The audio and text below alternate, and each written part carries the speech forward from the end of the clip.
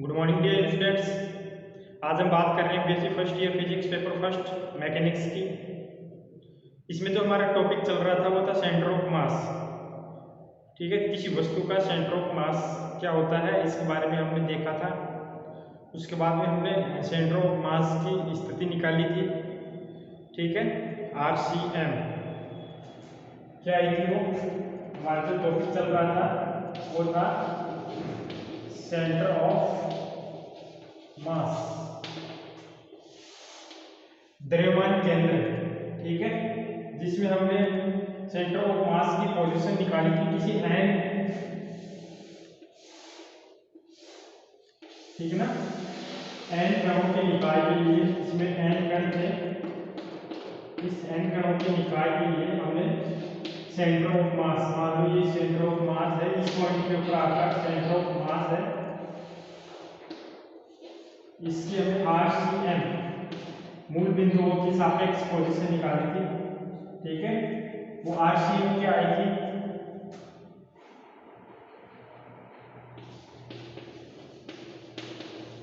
द्रव्यमान केंद्र का जो स्थिति सदिश था, स्थिति सदिश ये कितना आया था आपके पास, RCM वेक्टर इक्वल टू, इसको हमने लिखा था I, कि इसके लिए समेशन n पार्टिकल्स के लिए किसी i वेट पार्टिकल का जो मास था mi था, ठीक है ना, और इसका जो स्थिति सदिश था वो Ri वेक्टर था। ओके, Ri वेक्टर था, और इसमें हमने जो पिंड का टोटल ये 1 से n तक पिंड के टोटल जो मास है उसका हमने डिवाइड किया था। ओके, तो ये आपकी द्रव्यमान केंद्र का स्थिति सदिश है। आज हम बात करेंगे द्रव्यमान केंद्र का वेग। ठीक है, तो आज के जो हमारा टॉपिक है वो है द्रव्यमान केंद्र का वेग, वेलोसिटी ऑफ सेंटर ऑफ मास। ऊपर से बात करता है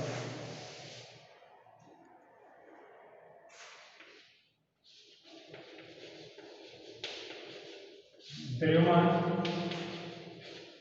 केंद्र का वेग। द्रव्यमान केंद्र का वेग क्या है? ठीक है, तो ये सदिश था आपका RCI वेक्टर, ये RCI वेक्टर लिखा था।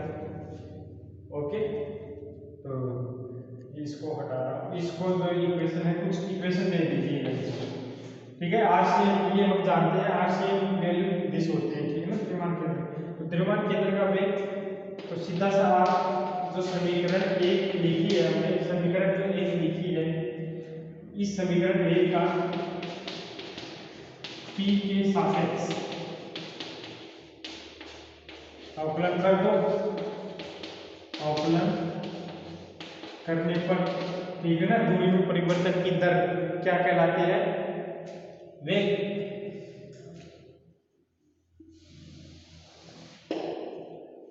तो कीजिए इसका d/dt RCM vector equal to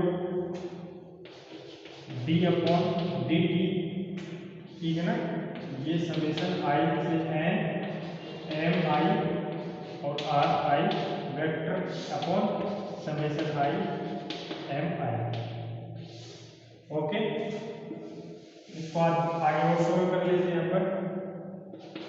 तो ये d/dt ये तो कांस्टेंट वैल्यू है, ये तो बाहर आ जाएगी, मतलब ये जो अप्लाई होगा सिर्फ इस क्वांटिटी के ऊपर होगा। तो इस क्वांटिटी के ऊपर अप्लाई करोगे तो यहाँ पे समेशन mi ये कांस्टेंट है, तो ये भी बाहर आ जाएगा, ठीक है ना, ये कांस्टेंट है, ये भी बाहर आ जाएगा, सिर्फ ये जो अप्लाई होगा वो इस r वेक्टर के ऊपर होगा। तो मैं ये लिख दूं mi d/dt Ri वेक्टर। ठीक है, तो कोई दिक्कत वाली बात थोड़ी है नहीं है। ओके, और ये summation I equal to 1 to n particle के लिए ये mi। ठीक है, यहाँ पे d upon d t r i vector जो है, d upon d t r i vector, इसको हम वी आई वेक्टर से लिख सकते हैं, ठीक है ना। ये वेलोसिटी है किसकी, ये किसकी वेलोसिटी है, आई वेव, कण का वेग, ठीक है ना। ये आई में कण का वेग है, ये इसका वी आई वेक्टर, ओके। तो आई में कण का वेग, तो हम इसको लिख सकते हैं, और ये है डी आर सी एम को, d r c m vector को डी टी, तो इसको हम लिख रहे हैं यहाँ पे वी सी एम, ठीक है ना। तो ये क्या है, द्रव्यमान केंद्र का वेग, तो यहाँ से क्या मिला आपको, इसको हमने लिखा summation I am I we I vector upon summation M I, ठीक है। ये VCM कहता है, यहाँ पे लिख लो, कहता है सेंटर ऑफ, मैं शॉर्ट में लिख रहा हूँ, centre of mass, centre of mass का वेग कितना है, VCM, ये है VCM equal to summation M I we I vector upon summation M I. देखो यहाँ से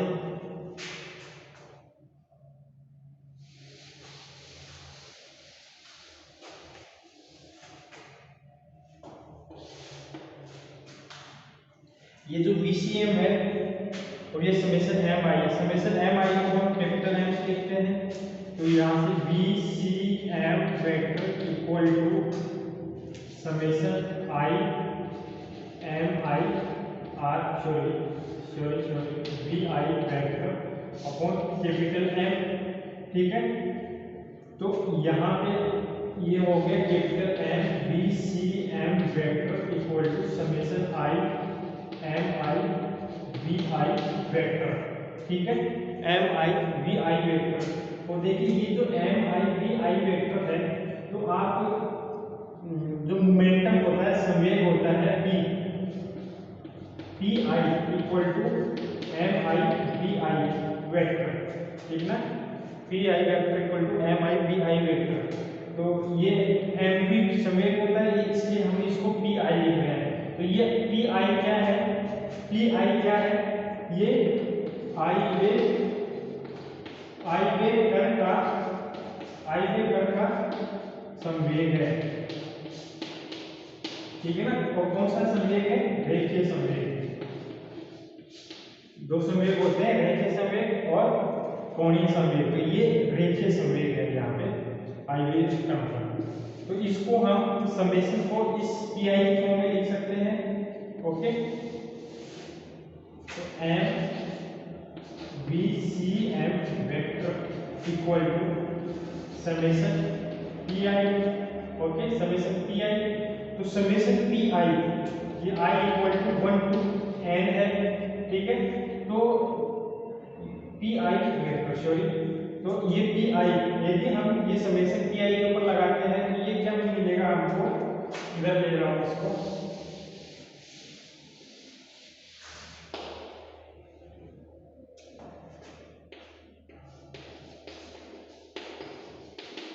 निकाय का कुल संवेग, निकाय का कुल संवेग क्या होगा, इसको मैं कैपिटल पी से लिख रहा हूँ, ठीक है। और ये समेशन पी आई, ठीक है ना, p i vector i equal to 1 to n। यदि हम पी आई को सभी कणों के लिए योग कर देते हैं तो ये ऐसे होगा, मतलब P1 P2 plus P3 vector plus Pn vector, okay. तो ये जो आपका पिंड है, निकाय है, ठीक है ना, जैसे ये पिंड है तो ये n कणों से मिलकर बना हुआ है, तो इसमें प्रत्येक कण का जो संवेग है, ठीक है ना, वो डिफरेंट है। किसी का P1 हो सकता है, किसी का P2 हो सकता है, किसी का P4 हो सकता है, लेकिन इस पूरे पिंड का जो संवेग होगा, ठीक है ना, जब इसको हम वेलोसिटी देंगे v, तो पूरा जो इसका मोमेंटम होगा वो कितना होगा, सभी कणों का योग होगा, सभी कणों के रेखीय संवेग का योग होगा, मतलब P1 P2 P3 Pn, okay. तो ये P1 और P हो गया। यहाँ से देखिए क्या क्वांटिटी मिलती है हमको, जो P है हमने ये वैल्यू यहाँ की है P, capital P equal to ये हो गया m v c m vector. तो ये एक अच्छा इक्वेशन है हमारे पास, एक अच्छा समीकरण है जो क्या बता रहा है कि कुल पिंड का, ठीक है ना, या संपूर्ण पिंड या निकाय, संपूर्ण पिंड या निकाय का कुल संवेग,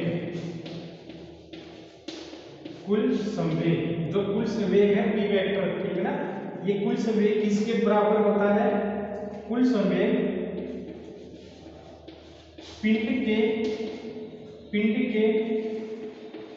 कुल द्रव्यमान, पिंड के कुल द्रव्यमान। देखिए ये जो m है, ये m कुल द्रव्यमान है, ठीक है ना, m यहाँ पे क्या है, m summation i equal to 1 to n m i, ठीक है ना, ये है कुल द्रव्यमान। तथा ये VCM क्या है, VCM क्या है, पिंड के द्रव्यमान केंद्र के वेग। VCM क्या है, पिंड का द्रव्यमान केंद्र का वेग। तो पिंड के द्रव्यमान केंद्र के वेग के गुणनफल के बराबर होता है, ठीक है। ये समझ गए होंगे आप कि यदि हमको इस पिंड का टोटल रेखीय संवेग चाहिए तो हमको पहले क्या निकालना पड़ेगा, इसका जो सेंटर ऑफ मास है उस सेंटर ऑफ मास की वेलोसिटी निकालनी पड़ेगी VCM, और फिर उस VCM को यदि हम इसके कुल द्रव्यमान से मल्टीप्लाई कर देते हैं तो हमको रेखीय संवेग प्राप्त हो जाता है। इस पिंड का कुल रेखीय संवेग हमको प्राप्त हो जाता है, ठीक है। ये समझ में आ गया होगा। तो ये रेखीय संवेग था। यहाँ पे एक चीज और देखना है आपको, देखिए जैसे ये तो चलो सॉलिड है, यदि हम किसी गैसीय निकाय की बात करें, ठीक है, जिसमें जो प्रत्येक पार्टिकल है अपनी इंडिविजुअली जो मोशन है वो कर सकता है, ठीक है ना, अपनी स्वयं की मोशन है वो कर सकता है। तो उसके अंदर देखेंगे हम, जब इसके सापेक्ष ये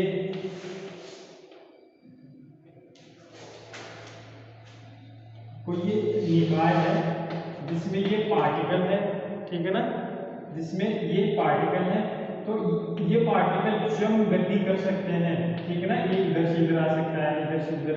गैसीय निकाय होते हैं ना, गैस जिन सिस्टम में गैस भरी हुई रहती है, ठीक है ना, तो जो गैसीय मॉलिक्यूल्स होते हैं वो इधर से उधर गति करते रहते हैं।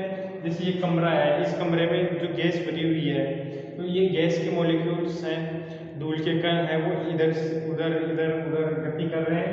तो इनकी जो वेलोसिटी है, ठीक है ना, और इनका जो संवेग है वो डिफरेंट हो सकता है। लेकिन यदि हम इस पूरे निकाय की बात करेंगे, पूरे रूम की बात करेंगे, पूरे इस सिस्टम की बात करेंगे जिसमें हमने गैस ली है, तो उस पूरे निकाय का जो रेखीय संवेग है वो सब इन सब के रेखीय संवेग के योग के बराबर होगा, ठीक है ना, वो इन सब के रेखीय संवेग के योग के बराबर होगा, ये बताना चाह रहा हूं, ओके। तो ये द्रव्यमान केंद्र का वेग है। अब हमारा जो नेक्स्ट टॉपिक है वो है द्रव्यमान केंद्र का त्वरण। द्रव्यमान केंद्र का त्वरण, तो द्रव्यमान केंद्र के त्वरण के लिए जो ये इक्वेशन है आपकी VCM, ठीक है ना, ये देख लो, ये जो इक्वेशन है VCM, इस इक्वेशन को कुछ नाम दे दो। अभी इस इक्वेशन को इक्वेशन 2 कहेगा, ठीक है ना, ये इक्वेशन 2 है, तो समीकरण जिसको हटा दो,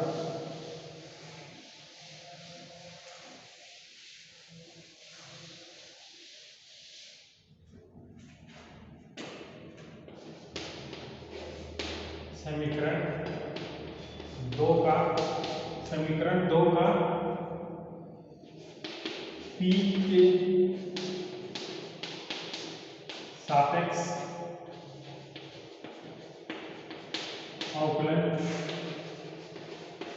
करने पर, P के सापेक्ष अवकलन करने पर तो क्या मिलेगा, d/dt BCm vector equal to वही वाली बात d/dt, ये कंप्लीट इसमें आ जाएगा mi vi वेक्टर अपॉन, इसको यदि आप mi से लिखना चाहो तो mi, ठीक ना, समेशन mi, ये जो है जिसको आप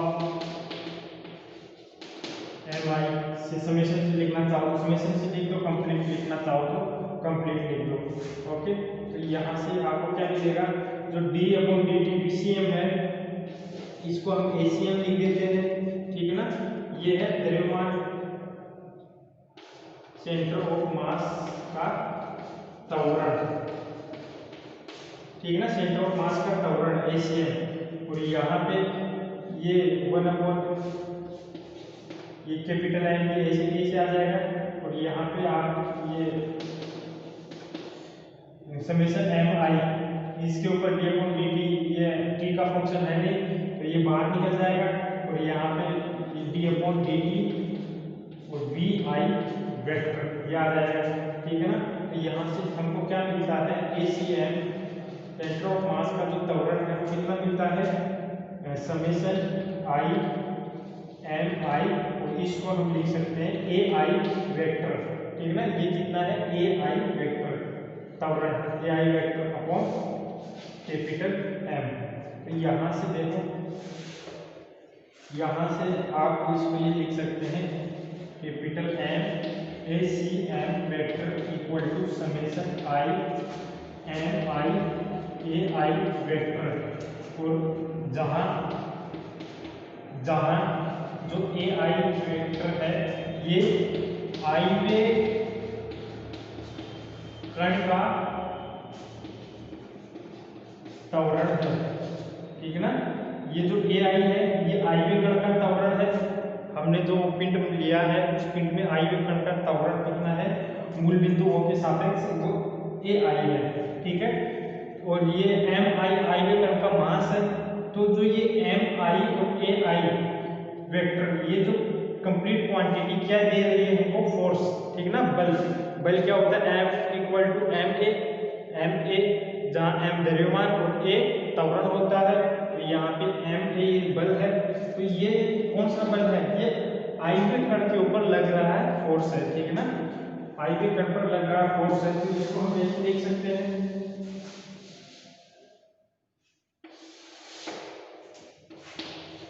i वे कण पर लग रहा है बल, ठीक ना, लग रहा है बल की Fi vector equal to mi ai vector, ठीक है, ये Fi equal to mi vector. तो देखिए यहां से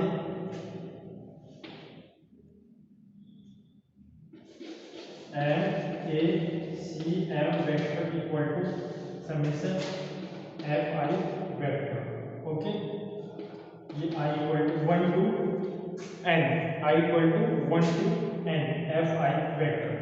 तो यहाँ पे थोड़ा सा जो बात देखनी है वो ये देखनी है कि जो ये Fi वेक्टर है, ठीक ना, Fi वेक्टर ये वाला, ये चलो ये वाला, ठीक है ना, Fi वेक्टर, इसको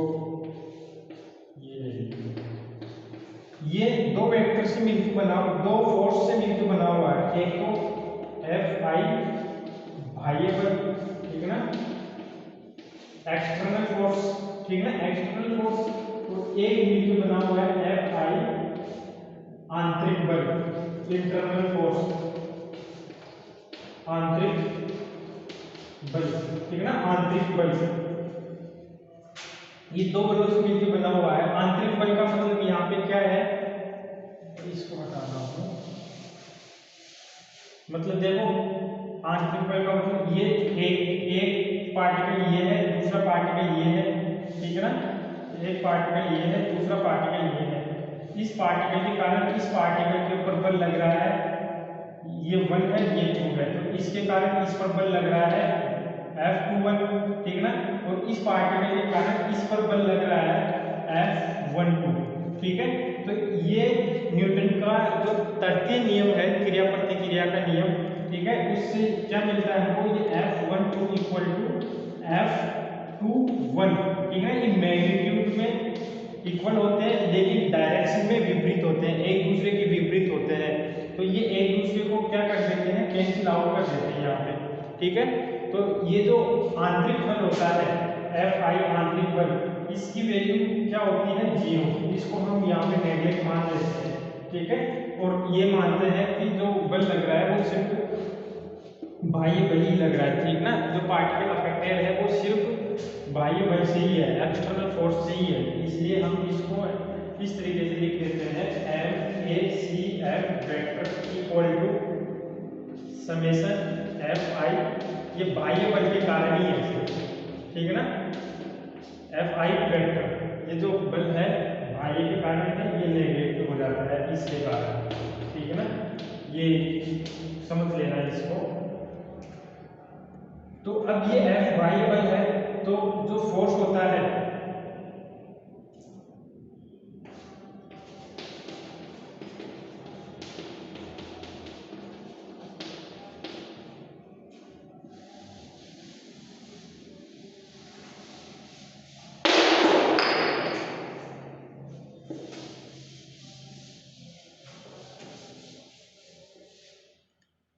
पिंड पर लगा कुल बल, ठीक है ना, कैपिटल F इक्वल टू ये समेशन I Fi, ये बाह्य बल, ठीक है।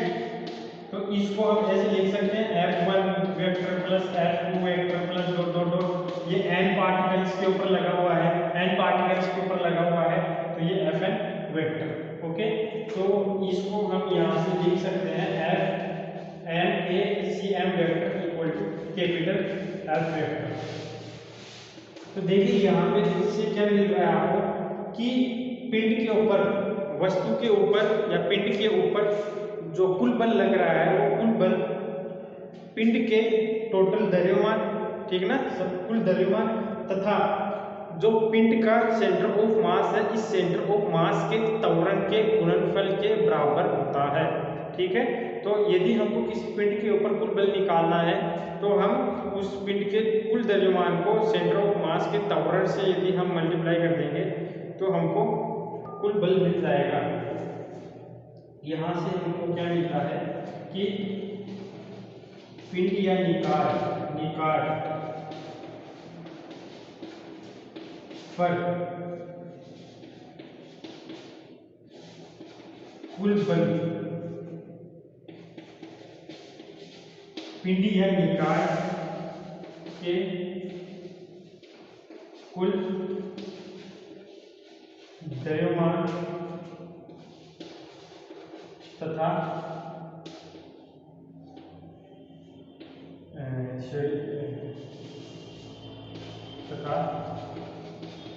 द्रव्यमान केंद्र के त्वरण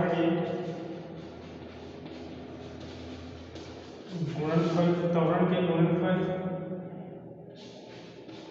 के बराबर होता है, ठीक है, के बराबर होता है। तो यहाँ से आप ये F की वैल्यू निकाल सकते हैं। किसी पिंड के ऊपर लग रहे कुल बल का मान, कुल बाह्य बल का मान आप M और ACM के मल्टीप्लाई के रूप में निकाल सकते हैं, ठीक है। तो आज के लिए इतना ही, धन्यवाद।